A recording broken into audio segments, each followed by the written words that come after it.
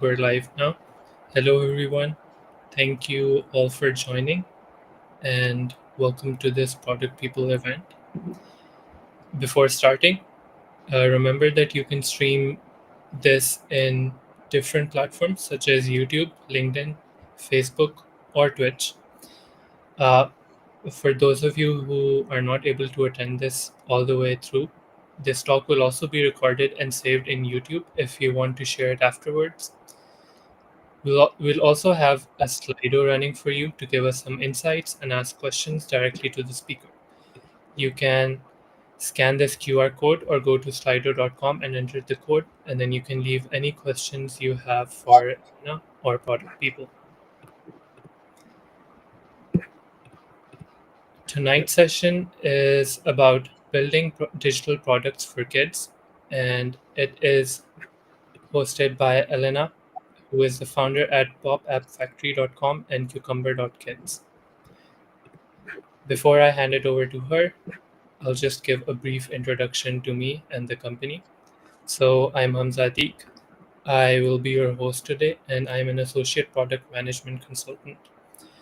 I have 2+ years of experience in product and marketing research and then branding, and I've worked for a couple of B2C and B2B projects and companies.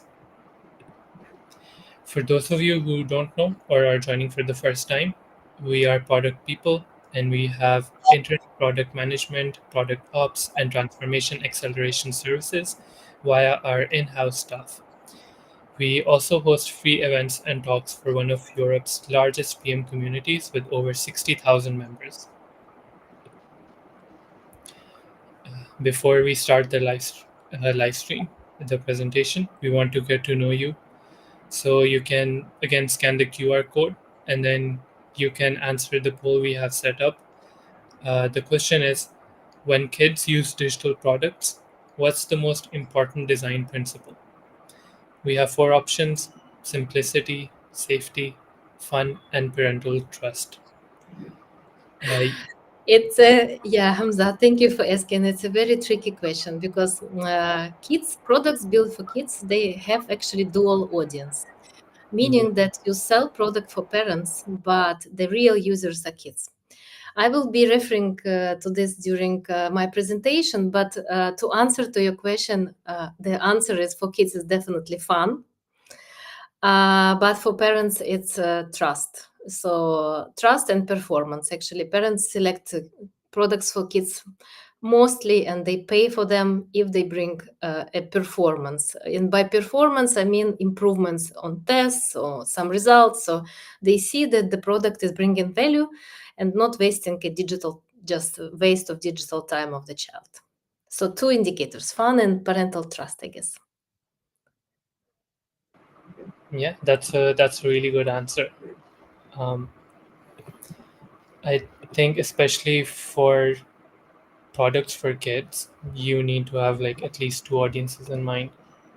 Um, Yeah. it seems like from our poll, people are voting on safety as well. Yeah, safety, I think it goes without saying. So, especially, for example, if you release products in Apple platforms, they check a lot of issues. And one of the disadvantages for us as a product people, you cannot actually use analytics that well in kids related products compared to products for adults. That's a huge limitation for us as a product people, but I think this is comes from the safety angle. Yeah.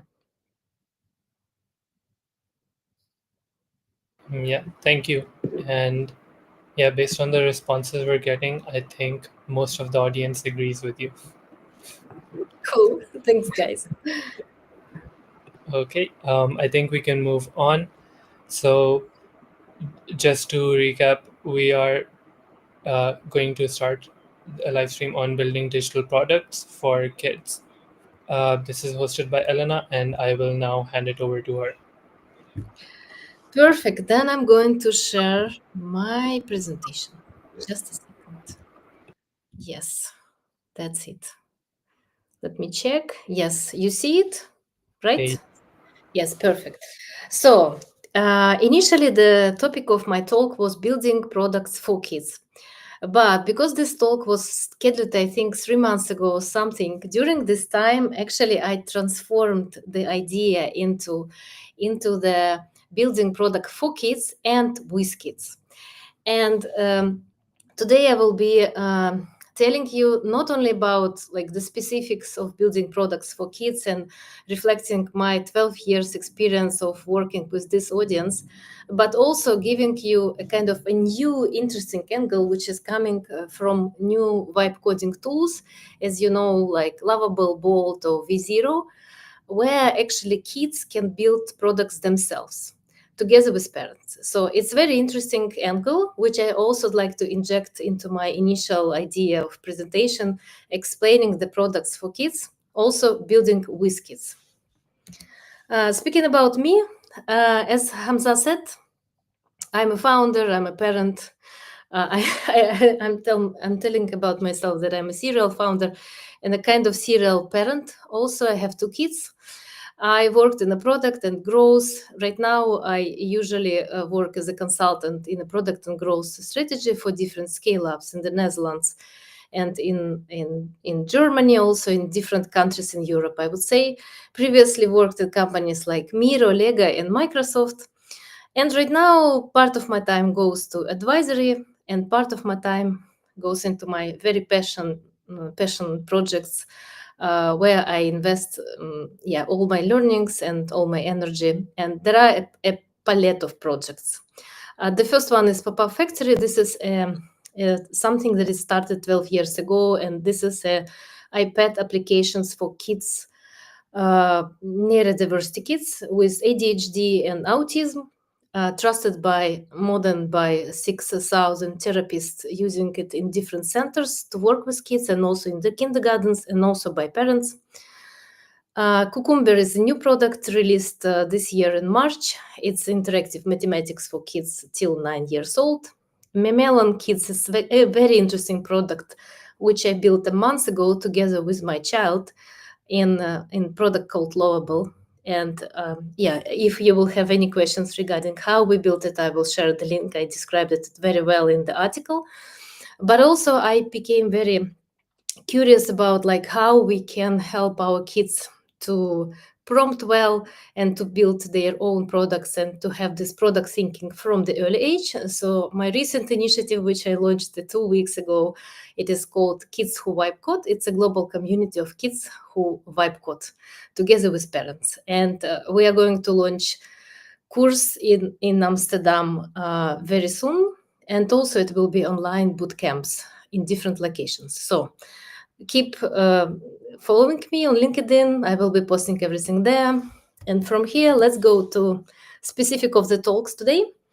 So I'll be covering two angles: building product with kids versus adults, going through the different angles of interfaces, product journey, specifics of like kids attention and how you need to position the product to be successful in the market.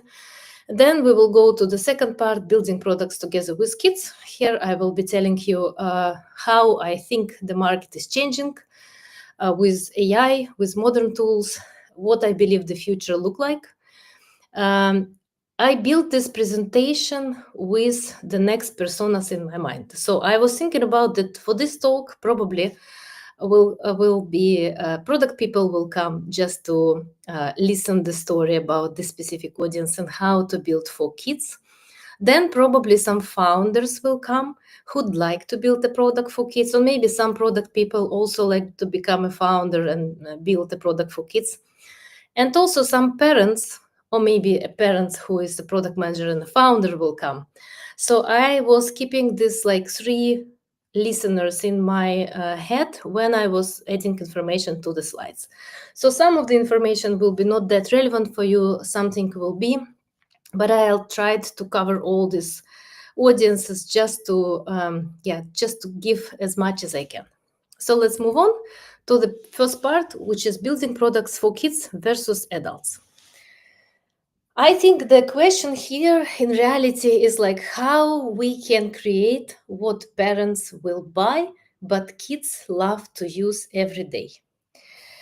And as you see, this statement is very interesting statement, especially for people who work for B2B products. This is exactly the statement we use in B2B. How I basically can sell to, I don't know, IT administrator some tool which will be loved by somebody else, which will be used, I don't know, by end user. The same in the kit products. You need to really understand what kind of features you need to develop to satisfy parents and how you need to position.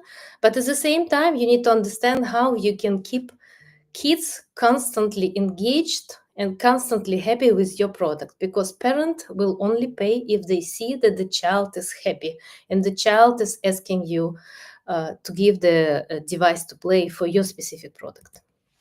And here we will go to a different highlights. Sorry for my meme.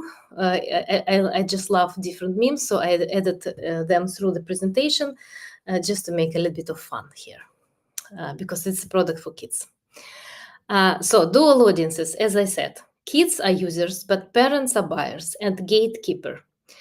And the funnel looks like this: the kids push adoption, parents approve, and parents pay.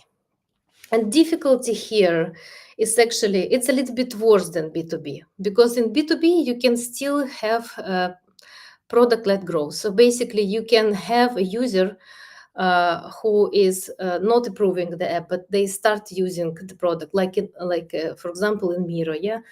We have for example a product manager who likes the product. They use the product, they bring the team, and then only after certain adoption inside the company, they go to a gatekeeper and they buy enterprise license. Here with adults, with kids and parents, we have more difficult situation, because usually kids, they are not discovering your product. Because you cannot target advertising to the kids. Kids only can discover your product if another child will be telling. So you need to create that excitement that another child will be telling to your child the name of the product, and then the child will be coming and asking a parent, which is quite difficult to achieve in a very saturated market that we have right now, and also with the limitation of digital time. So basically, you are, in most of the cases, you here need to position your product for the parents and play strengths important for parents in your positioning, but deliver the features and engagement that the child really wants to see in the app. And also, you remember this framework from Amplitude, I think. The idea of this framework is every product plays one of three games. So is it an attention game? Is it a transaction game? Is it a productivity game? In kids product, what we see that parents definitely want to play productivity game. They search for an app which will help a child to learn mathematics. They search for app which will help with creativity, with memorization of certain words. So they are basically trying to find some productivity tool for this digital time.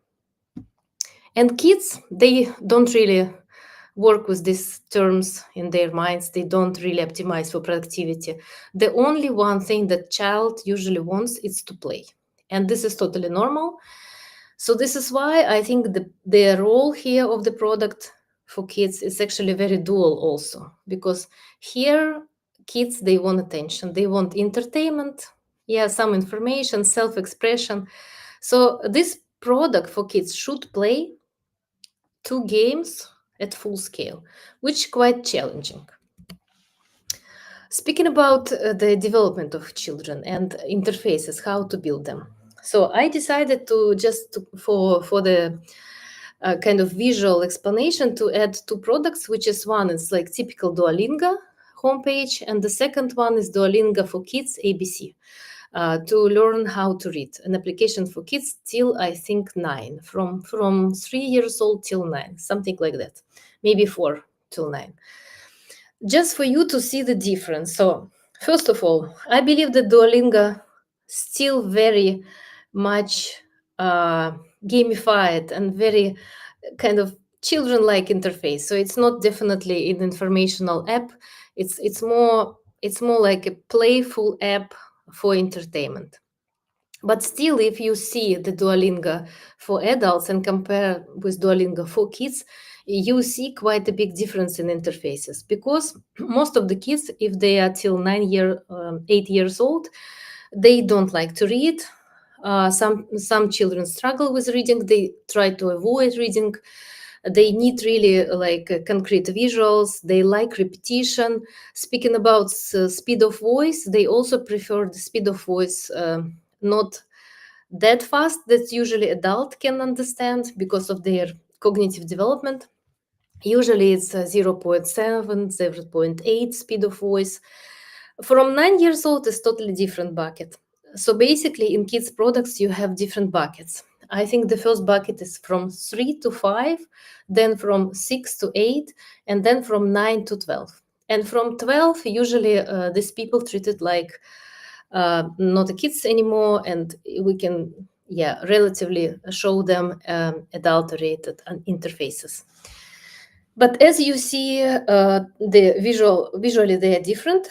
Also, we need to know that children attention span is much shorter. Even right now, in our era of like very short attention span, and like really people struggling to find time because it's so many information around, kids even shorter compared to adults. Speaking about motivation, as I said, adults, it's all about utility, productivity, long-term outcomes, results. But for kids, it's really play and instant fun. There is nothing interesting in this kind of screen that I placed here, where you see, okay, 13% of Dutch language, 0% of English language, some, I don't know, daily strikes. This is something which is not that relevant for kids because they don't think that long term, and for them, this is not something they want. For them, the most important is to have fun, play, and yeah, some children are very like different challenges and championships and leaderboards, but they don't really kind of like to see the trajectory of their growth. This is the ecran, the screen that will be very relevant for parents but not for kids. So learning for kids must be hidden inside the play. Speaking about research and feedback, it's quite a difficult subject with kids audience because, as I said, parents are gatekeepers. Usually, you need to do a proper user testing. You really need to see how a child is playing, and you need really to give very detailed instructions to parents to record how a child is playing. It's quite difficult with all the confidential information and recordings to really have play tests with kids. Then I was living in Ukraine. It was much easier to have a play test and gather kids in one place. But in the Netherlands, it's very difficult. So it took a lot of time to just explain the parents how to record, that I don't need their explanation of the behavior of their kids. I just need to see everything by my own eyes, how you need to like put the device and like how you need to record, that I need to see also a face of a child just to understand the reaction to certain things. So it's really challenging to do user testing with kids. And also, what is interesting, kids don't really understand the concept of MVP. So I think right now, with products like Lovable, we are coming to the point that we can have quite a good experience to show. But I think a year ago, no, we don't have. You know, it was more like in order to bring something to the child which they understand well, and you will see a good reaction or negative reaction, like a proper reaction, which you can really use to evolve your product. You need to bring something which is not MVP, which is more like closer to real product. And this also adds a lot of like back and forth, more than with the products for adults. Now, I'd like to briefly go through the major journey of the product and differences there for the kids in onboarding, in engagement, retention, and monetization. So, onboarding for kids also a tricky one because usually in kids-related products, you need a parent in the beginning who will do the onboarding, who will set the profile, who will say what is the age of the child, what are the goals of the learning. And usually, a child will receive your app experience after a parent will set up everything. So you kind of have this like very separately, like a onboarding of a children is a separate thing than onboarding of a parent. And speaking about the onboarding of the children, they usually prefer jump instantly. Usually, mascot is like the very important character. You cannot avoid any. I would say you cannot avoid mascot in kids app. Usually, kids they really need to have a character or something, some instance which will guide them. Aha moment for kids usually postponed till after parents registration. Speaking about the engagement, as I said, adults they prefer task completion and utility. For kids, the most important for engagement is fun loops, stickers, mini games, surprise rewards. Believe me or not, but in our Cucumber app, the most kind of the biggest change in the product, which drive the biggest engagement in the product, which is the most important metric for kids products, was adding animated GIFs in between the tasks and also mini games with a lot of fun inside the game. And this was a big change. So before that, the engagement was quite low. And I think this is the most important for you every time then you build a kids products, you need to really balance. Okay, it should be some value, some learning value, but it should be also quite a big portion of fun, which is not considered, but most of the parents as something valuable. But this is the most important for kids engagement. Because kids engagement leads to kids retention. And retention for adults, like very rational. It saves me time or money, but for kids, retention is novelty and variation. Kids expect in the app to have a new updates, a new something every time they will come. They will come more often if you will deliver this on this promise, or it will be a constant fun with what you already have. And as you see, for example, Roblox, one of the most successful kids products. Yeah, I cannot call this really kids products. They position it like from 12 and above, but in reality, kids play in Roblox starting from 8 or 9. And Roblox thrive by constant user-generated variety. And that's something. Yeah, we can speak about Roblox later, but I do not myself as a parent. I do not like this kind of products because they are highly addictive, and this is something that I'm very careful when I develop kids-related products. Yeah, so, and one big disadvantage for us as a founders or product people that this audience is actually they grow. So uh, if you compare with adult audience, if you grab the users and they really like your product, they can stay, I don't know, years in your product. But kids, they grow.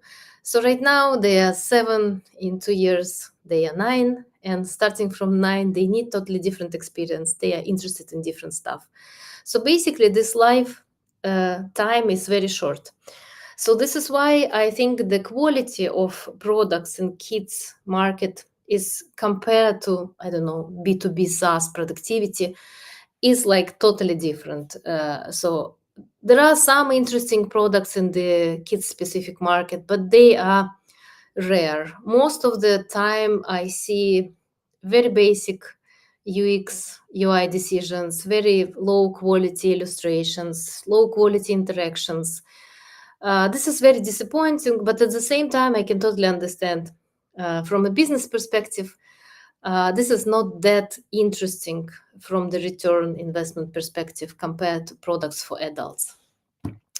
I also like to say that speaking about kids retention, that the best way to retain kids well is to make them your live push notifications, because this is how kids act. So they basically, if they like the app, they will come to the parent and say, "Give me this cucumber app. I'd like to play." So this is you how you can measure the success of your app, how you deliver it enough fun and enough engagement for a child.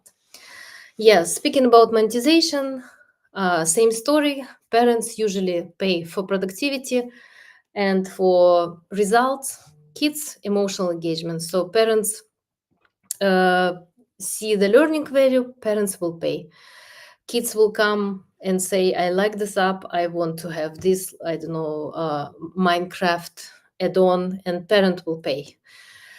So for parents, the workaround here is usually how it is used in kids products. You show parents progress dashboards. So to justify the subscription, you send them emails with some progress of the child, because this is how parents live. They pay for productivity.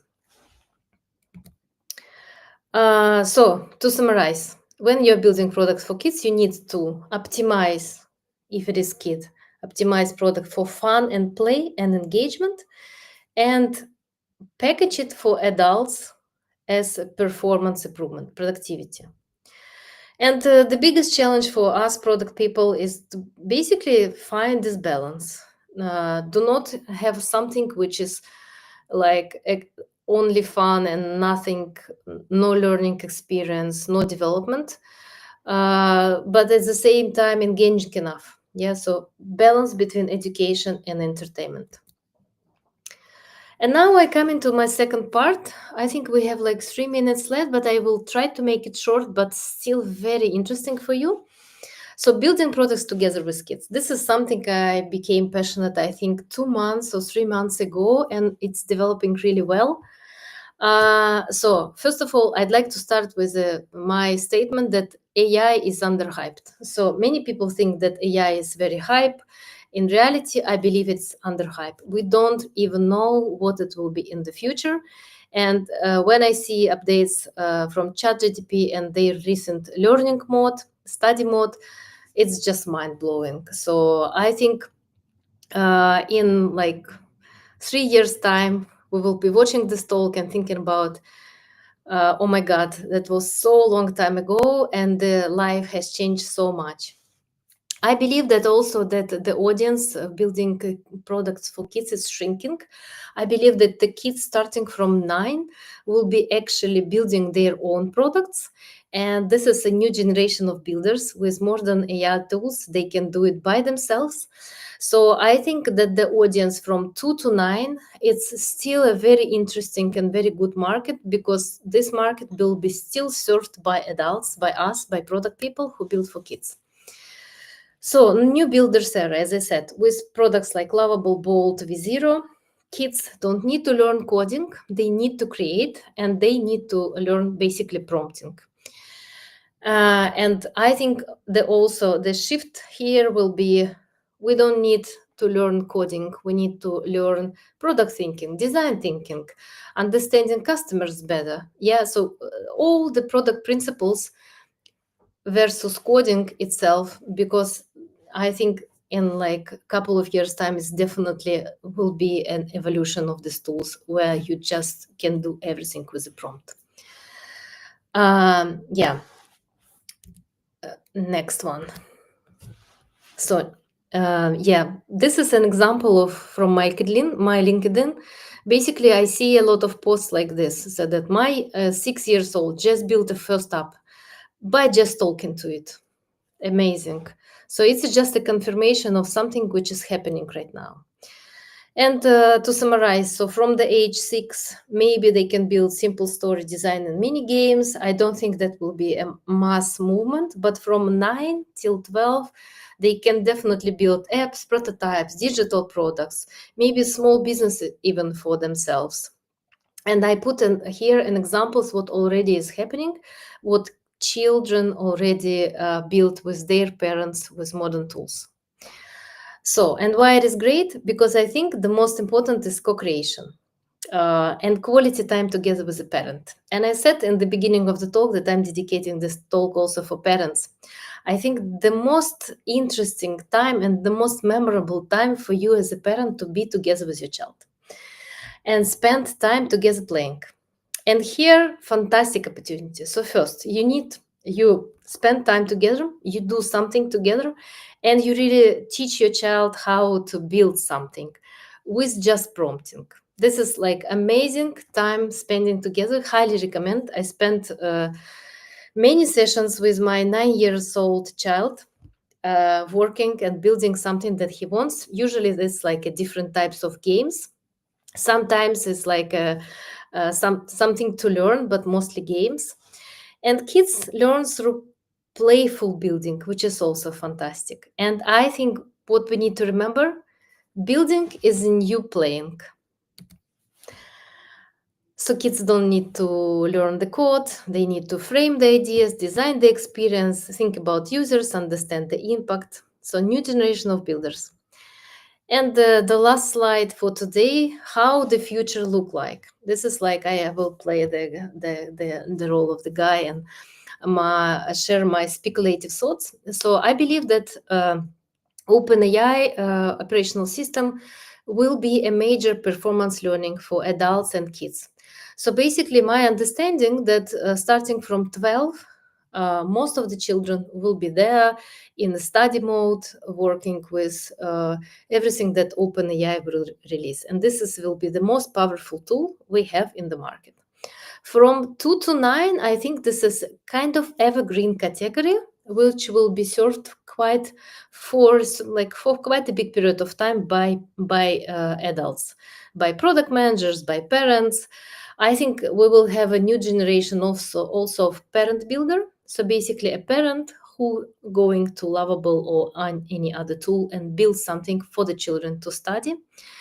We also will see more AI-powered digital products and devices for 2 to 9 years old. And I think devices is quite an interesting area to look for, because with AI and for this audience, to have a separate device which delivers a unique use case or unique behavior is very beneficial, because parents also, there is a tendency to reduce digital time, and if you can transform with the device less digital time but still bring educational value, that would be very valuable. Yeah, and 9+ years old kids, they are new generation of builders. And three key takeaways for product managers: designing for kids means dual audience, play first engagement. Be in the customer shoes, in the kids' shoes. You need to deliver playful experience and the parent trust funnels. For parents, building with kids, teach resilience, creativity, and collaboration. So don't avoid this. Please go to tools like Lovable and play with the kids. Invest in kids' AI literacy, which is very important. And for everyone, I think the next generation won't code, they will build. And it starts earlier than we think. So I think this is a summary of my talk, and I took one of my apps and made this product people logotype in a pixelated way. So I am finished with presentation and happy to go to the question round.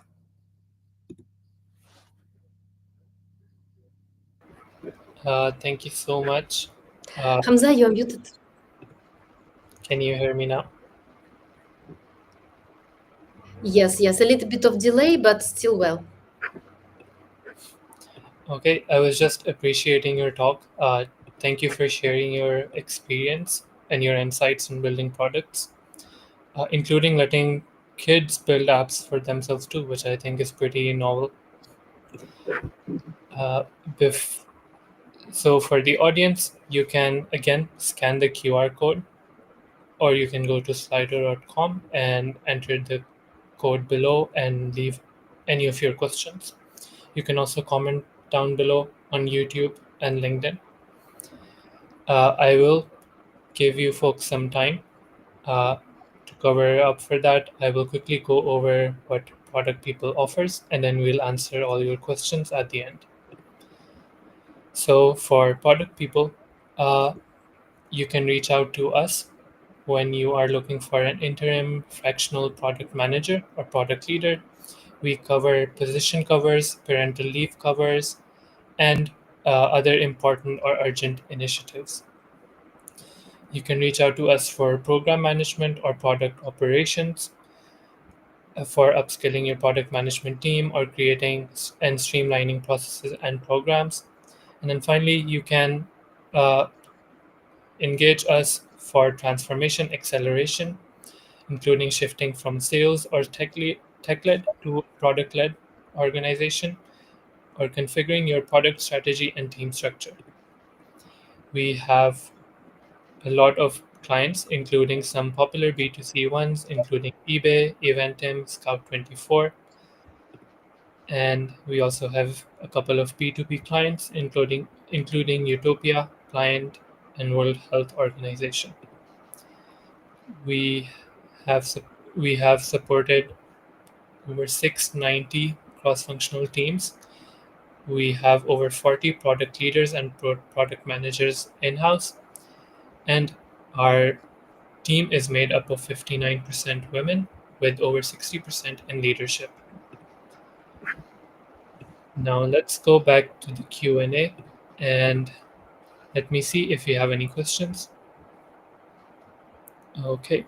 Um, so the first question we have is, do you think there's a risk of AI flattening creativity for kids, or does it open up even more imagination? Very good question. Thank you for this question. It's actually the question I'm asking myself because we do have some ideas in pipeline. And I recently went to in the Netherlands. We have a science museum, and they are very innovative. So everything new, which is like in the market, they try to showcase. And I was there with my child, and it was a queue, and I was very curious. I came to this queue, and the queue was to the basically 5 or 6 iPads standing on the tables, and the message was draw with AI. That was the message. And I came there, and I decided to try to draw with AI. So basically, the experience was, it was not the best experience, but it was still enough to understand like how it works, and I had very mixed feelings. So from one side, it felt like a magic. So you basically draw with your finger very, I don't know, cat kind of shape with like something that we can be guessed by AI as a cat. You draw it, you press the button, draw with AI, and you see AI generated a photograph of a cat. You added, I don't know, a bow tie, to the cat, draw again, and then AI make it like a photorealistic bow tie. So my child played with this maybe 20 times. He pressed, and he was like, at certain point, he started adding some very strange objects near the cat, and like ice cream cone or something. And AI thought it's not an ice cream cone, it's another cat. So it brought the cat, and for child it was a lot of fun. For me, I was watching and I was thinking about like, do I really want my child to spend the time for this kind of creativity exercise? Because it cannot be called as creativity because it's a pure fun and joy. So it's like it's very strange experience. From the parent perspective, I would not pay for this. Like speaking about me as a developer of such products, I would not invest my time because I don't like to build something that I personally don't like as a parent. Because you need to like what you sell. So otherwise, you will finish in the madhouse. At least in my case, I cannot do this. Maybe some people can. So speaking about like your question, creativity, I believe AI in kids products can be more, in my case, an informational source rather than a creativity partner. So I would suggest, in at least how I see it, I am very okay to use AI as an information source to give me historical information about some character, or like explain me why the color of the sky is blue, or give me some, I don't know, some information that I really like asking why and how, yeah, just to understand how the life is going on and how world is working. But I don't want AI to take my imagination and bring me some kind of templatized generic replies. So I think this is a very thin line between like creativity. Can AI help with creativity development? My answer, like my personal answer, is no. I would not be using this definitely in my products, but I see the opportunity in informational kind of education and taking the information, but not creativity part. Okay, thank you. Um, Moving on, we have another questions. The next question is, how do you balance simplicity for kids with complexity behind the scenes? For example, safety, compliance, and monetization. Also, a very good question. I think the simplicity comes with iteration. So, you know, this phrase, I wrote this long story. Yeah, I forgot how it sounds, but basically, the shorter story you need to write, the more time you need. You know, this is the same as the products for kids. So if you want to build a very simplistic interface and you want to make it really nicely done with like almost no text, only visual signs for the kids who cannot read, this is a very difficult task, because and usually you start with something more complex compared to what you'd like to end up. And yeah, you need to go through the level, like row of iteration to the simplicity. And the more time you spend with kids, the more simplistic your interface became, and the more you understand the behavior and the size of the button matters. So and the voice and the like different types of behavior. Some kids really prefer to speak with the voice commands versus any selecting any written text. So you just simplicity comes with iteration, and you usually start with more complex version.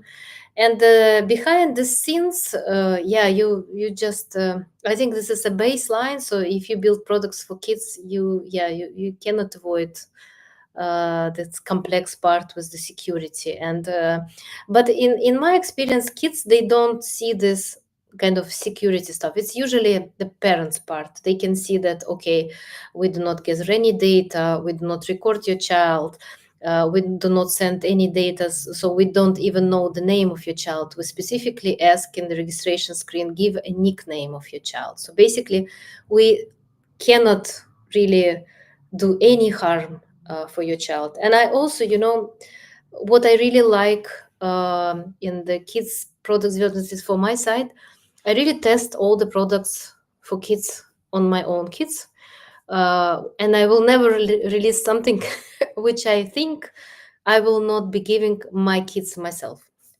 Yeah, because it's just it's in my values. I cannot go through, like, avoid this part. However, sometimes financially it's very tempting, you know, to have very highly addictive products for kids and monetize much better than I do.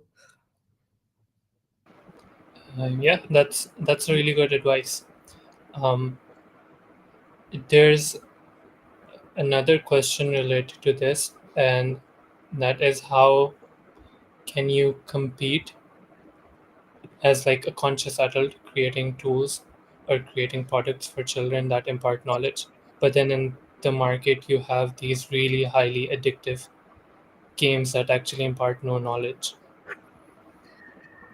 Competition is very difficult, and you also you highlighted this very interesting angle. So basically,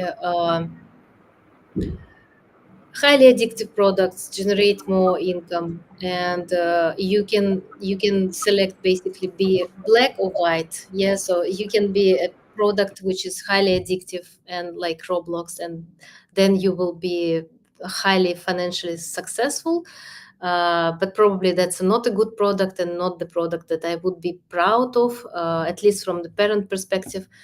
Um, but at the same, you need to monetize your product and not making it addictive, meaning that kids will probably select Roblox versus your product, even if your product is totally great. I think, this question comes more into the parental education. So I know, like, there are two types of parents. Some parents really care about addictiveness and the value, the educational value the product brings to the digital time. They have a certain limitation on digital time, like this 1 hour per day I dedicate for digital time, and digital time for you is only that, or that. They limit the digital time. And I think here, if we have more this type of very conscious parents who select a good digital time, then we will have more possibilities for people who develop really good products, really well done, not addictive, but with like really well balanced from the different perspectives, versus highly addictive. So I think this, like, parental education and twist there, it's the most important that we can do, because you cannot really compete with addictive products. It's just impossible. Yeah, you can be just play on the black side or on the white side, but I think also educating parents what kind of product to select. And not only, from the perspective of addictiveness, I also value very much the perspective of like really good user UI and UX and illustrations, because sometimes I see that in kids products the quality of the product itself is very low, and but this is the product that your child will see during a very early age. And basically there is a rule. So if you want to raise a child which has a really nice design sense and it can really tell, yeah, this is a beautiful picture, or this is some crap, you need from the early age show your child something amazing. This is why many people go with children to the museums and show them pictures and describe them. Okay, this is like a Van Gogh style, this is like a impressionist, this is like cubism. So then the children, they became really kind of develop their design sense from the early age. So not only addiction, but also quality of all the other levels and education of parents. This is the only way to go. Uh, at least I don't see, yeah, any other options, to be honest, for us. Yeah, thank you. That was a really thorough answer. And I think it is a really good perspective. Um, s- we're running slightly above our intended time, so I will ask one final question. Um, this one is probably for the product managers and companies. It says, what mistakes do you see companies make when trying to market kids products to adults? Market kids products to adults. So basically, what mistakes they do. Uh, as I understood question correctly, so how to sell well products for adults, kids products for adults. Yes, or like what mistakes have you seen companies do when create these products? Mm-hmm. Yeah, the biggest mistakes that I saw when you communicate the product value to a parent which is not relevant for a parent. So for example, you do not, yeah, you communicate to a parent like it will be a lot of fun, it will be a new character every day, we will be giving your child coins, stars, they will have a leaderboard, they can compete with your peers, they will ask for the app every day, for you to give the app every day. So basically, communicating values for children, for the adults, because you need to speak, like it is called like money questions. So basically, what kind of questions parents ask for which they are willing to pay. So parents usually ask themselves a question. Okay, my child is behind in mathematics in group 7, and he will have a test in 1 year. How I can help? Give me worksheets, give me printouts, give me something for my child. And they Google it and they trying to find a solution because they have a certain problem. So you need to basically, in all your communication, you need to communicate with the values and something that is bothering a parent, like, okay, with our app your child will increase your progress by, I don't know, 15% every week. At the end of 3 months he will achieve a level X by this subject. We can guarantee or give money back or something. Meaning that parents are very rational, so they pay for results. You need to communicate not the product features for kids, but more the results they can achieve with your product. Or sometimes, for example, parents are searching for to calm child down. So especially with ADHD and autism, repetitive motions is something that is very important. Or a experience which is very non-intrusive, which is like very calm music, very simple patterns, and like gathering a tangram, building a mosaic, I don't know, solving a puzzle. This all the experience that calms your child down. So that's the problem the parent like to solve. You communicate the problem and your solution to the parents, not for the child, because child maybe they don't even realize they have a problem. Honestly, it's just a parent's problem. For child, the life is play, everything is fun, and there is no reason, to waste life with like this mathematics study or something. It's much better to play football outside. Yeah, that was a great answer. And I think that is all the time we have for today. But thank you so much, Elena, for sharing your insights with us. I think this was one of my favorite s- presentations or stories so far. Well, thank you, Uh, Hamza. You are very kind. So, yeah, it was a very pleasure to be here. Yeah, you can find me on LinkedIn. Just message me if you are also building a product for kids. Happy to help, happy to advise. Yeah, if you are interested in vibe coding, also in my LinkedIn, there is a link to a free bootcamp test run for my bootcamp for kids, which will be very soon in a couple of weeks. So just message me, and it was a pleasure to speak. I didn't see you, but I hope you enjoyed the talk, and yeah, and enjoy this evening or morning or day for you. Thank you so much. And before I end the stream, I will just let the audience know that we're hiring. You can scan the QR code, and you can also subscribe to our newsletter to hear more product related stories and insights. Next week, we will be discussing the cost of delay meets rise, a better way to build what matters. And that is it. Thank you. One of uh, our followers commented that would this recording be available? And yes, this recording will be uploaded to YouTube on our Product People channel. And thank you